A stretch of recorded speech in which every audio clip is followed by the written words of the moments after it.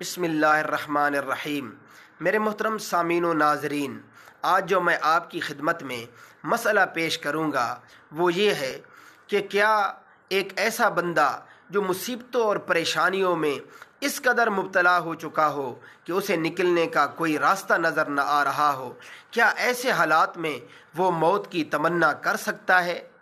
تو سب سے پہلے آپ یہ ذہن میں رکھیں کہ موت کی تمنا کرنا ہرگز جائز نہیں ہے بلکہ حرام ہے۔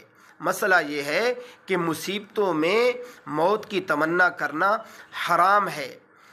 مومن بندے کی پہچان تو یہ ہے کہ وہ مصیبتوں اور پریشانیوں میں اپنے اللہ کی طرف رجوع کرتا ہے اور حالات کا مقابلہ کرتا ہے، اور اس کے اوپر اللہ جل شانہ اسے اس قدر انعامات اور اجر و ثوابات سے نوازتے ہیں کہ کسی کے عقل و فہم میں نہیں آ سکتا۔ دلیل کے طور پر دیکھیے آپ کے مسائل اور ان کا حل، صفحہ نمبر 291، جلد نمبر 8۔